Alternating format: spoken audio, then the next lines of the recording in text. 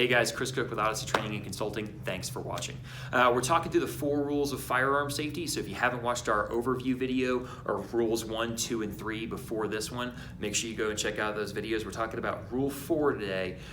Rule 4 is that we need to be certain of the target and aware of the target's environment, foreground and background.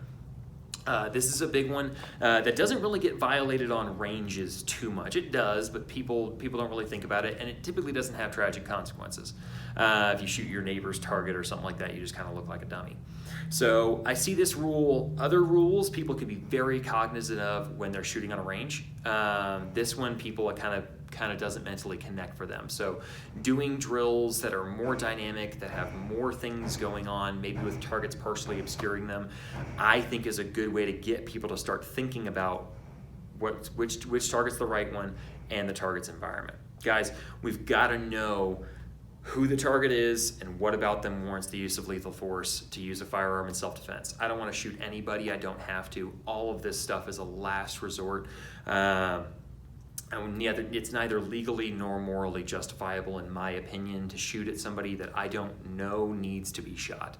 And their location and their darkness level are typically the 2 things that I hear people say would justify them shooting somebody. It's dark out, he's in my home. Something as simple as that. That's not good enough. So I need to be able to see what about him would warrant the use of lethal force. A great way to do that is with the introduction of a weapons-mounted flashlight. A weapons-mounted flashlight is the #1 accessory I recommend for a home defense gun. I would get a weapons-mounted flashlight before I ever got new sights or a laser or all the other things that you see out there. So it allows me a lot of information to see who the bad guy is before I make the decision to shoot. If it's maybe not a guy who warrants shooting, but he still doesn't belong here and he's somebody I maybe need to intimidate into compliance, then a big bright flashlight and a show me your hands that's attached to a muzzle, it's a great way to intimidate people into compliance. So I'm a fan of that as well. Or I might see that it's a family member, neighbor, whatever, and I can avert the muzzle and deal with the situation, all that kind of stuff. So having a light attached to the gun makes us more ready and more capable for solving a lot more problems and seeing better. So I'm a big fan of that. Or maybe your gun doesn't accept a weapons-mounted flashlight. Maybe you're on a budget, all those kinds of things. A handheld flashlight is also a fantastic complementary tool to a WML. So even though all my home defense guns have weapons-mounted flashlights, they also have a handheld flashlight as a matched set where they go. That way, if it is a situation that maybe I don't want to be pointing a gun everywhere, then I can use a handheld flashlight, see what's going on. If it does warrant a gun, then I've got a gun with a light on it. But if it doesn't warrant a gun, I'm not waving this around all the way. And there's other techniques to do with WMLs if you don't have a handheld, but I think both of them complement each other well to satisfy the first part of Rule 4, which is to be certain of the target. And then we need to be aware of the target's environment, foreground and background. Bullets, there's very chaotic things that might happen in between us and the bad guy. We might have obstructions and cover and concealment between us and the bad guy that we're actually not aware that is interrupting our shot line. Think of something like trying to shoot around a car or something like that and not realizing that even though your sights are on the bad guy, your bullets are actually hitting the car. So that can be a foreground issue.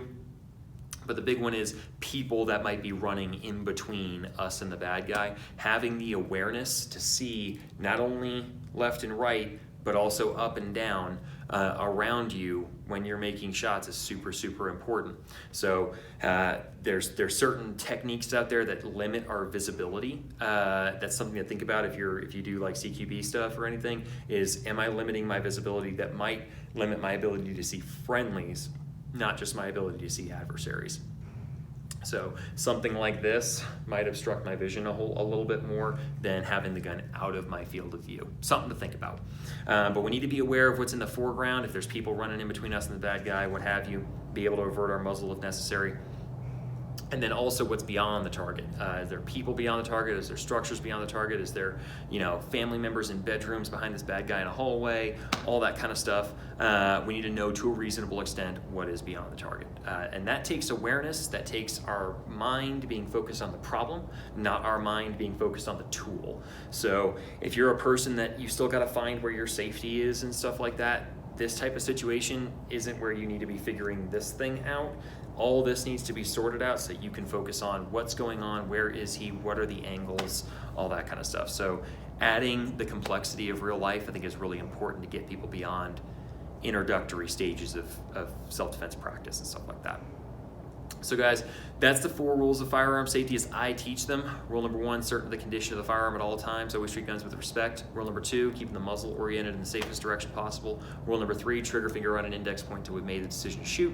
Finally, rule number 4, certain of the target and aware of the target's environment. Think about this for yourself. Think about it for your home, your environment, if you're a concealed carrier, about when you're out and about, and start to get your mind focused on how to employ those 4 rules in real life.